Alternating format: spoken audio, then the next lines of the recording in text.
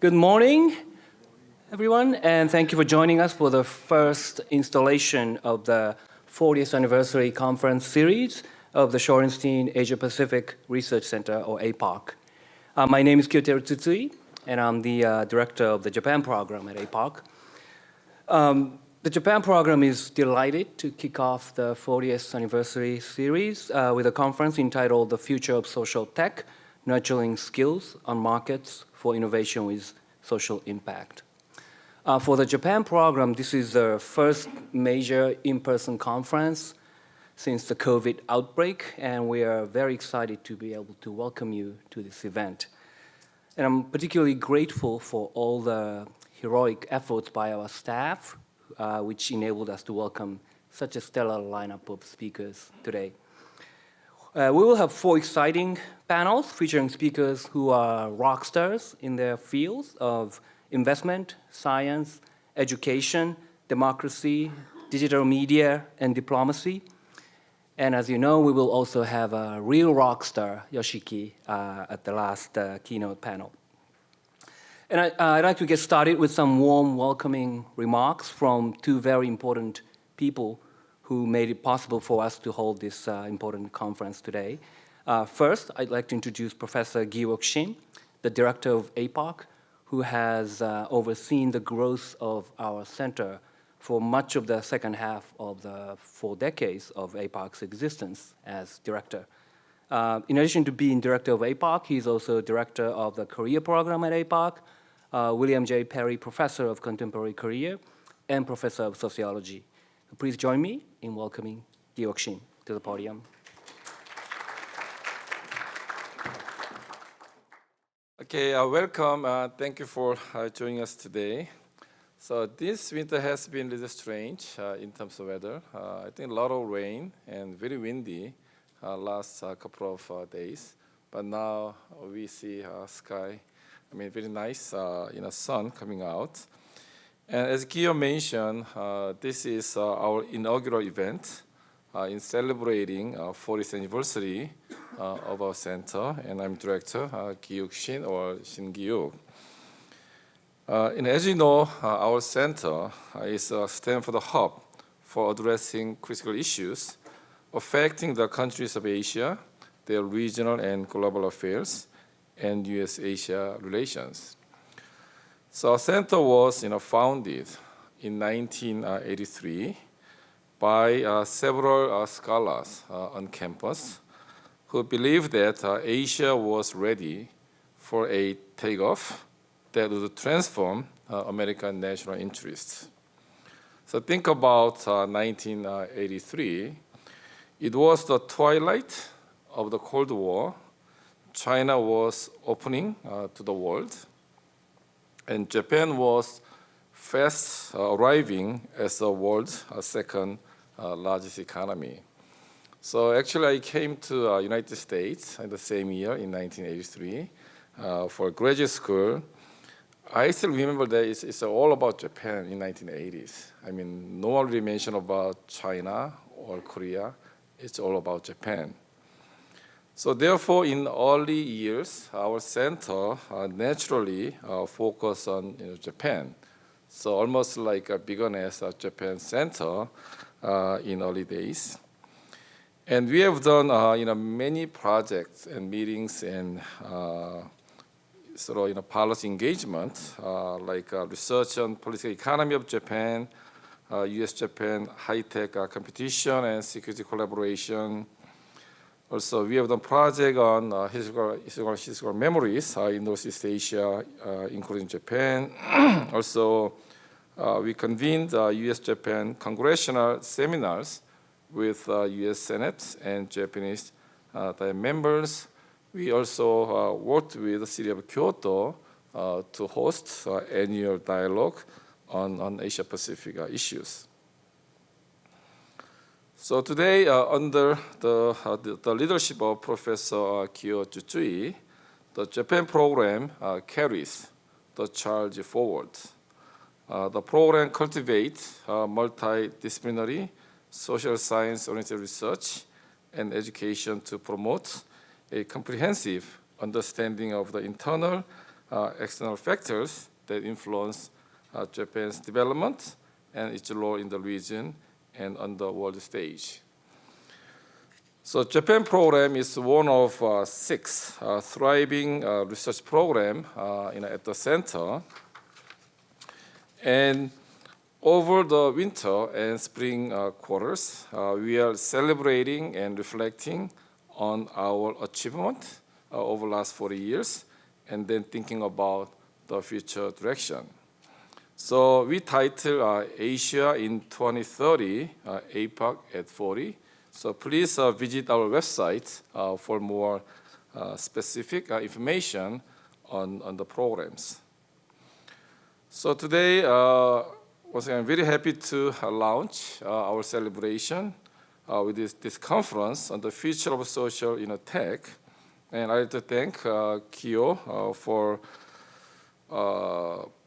organizing and really promoting this conference.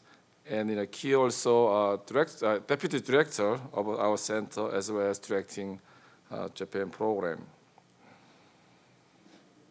So I think, in my view, our center has 3 missions. One is research, education, and outreach or policy engagement. So we continue our cutting-edge research on Japan and other parts of Asia. Also, we are trying to nurture the next generation of scholars working on Asia. And then we engage scholars, experts, and policymakers in Washington, in Tokyo, and other parts of Asia. So once again, thank you so much for joining us today, and I look forward to hearing excellent and stimulating discussion and presentation. So, welcome again. Then I'll turn to Kyo for introducing our next speaker. So, arigato gozaimasu. Next, I'd like to welcome to the podium Consul General Yasushi Noguchi, who is the Consul General of Japan in San Francisco, who has kindly agreed to give us some warm welcoming remarks for the occasion. The Consul General's office in San Francisco has been critical for the growth of the Japan program, as it has generously supported a number of important activities for the program, such as student exchanges, research initiatives, conferences and workshops, and other educational and programming engagements. And we're particularly grateful to him for coming down to Stanford today when he has to attend Emperor's birthday ceremony in San Francisco in a couple hours.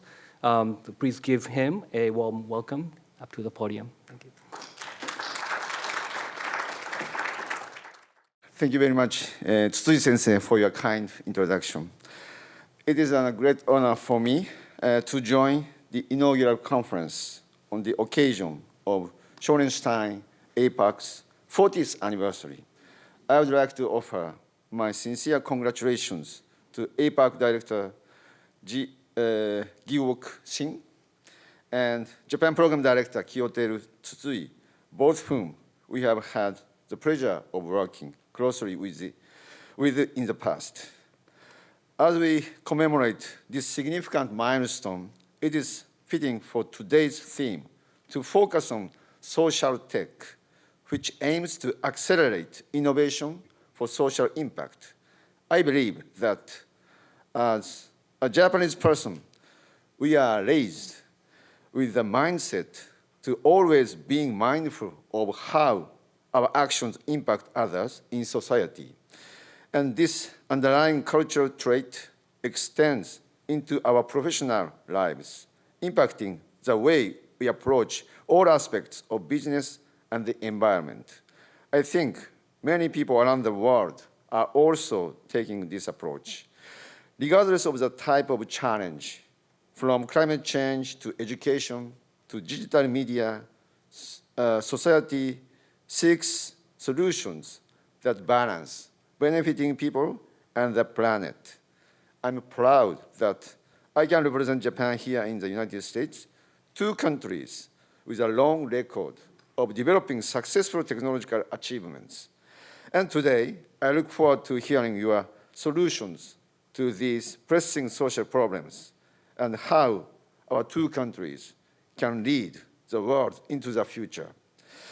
In closing, I wish to express my congratulations to APAC on this milestone anniversary and wish the organization and its leaders continued success. And just as this inaugural conference symbolizes new initiatives and beginnings, it is my hope the next 40 years is as impactful as the first 40. Additionally, later today, I know we will end the conference with a bang as Yoshiki and former Japanese ambassador to the United States, Ichiro Fujisaki, close out the last session. Thank you again for the opportunity to join you today. Thank you very much. Thank you, Consul General Noguchi.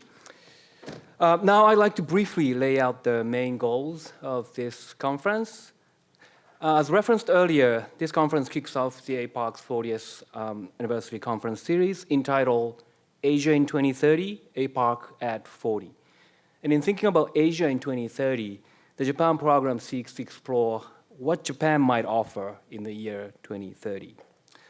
And in Japan, various opinion leaders have discussed the most desirable direction for Japan in the coming decade.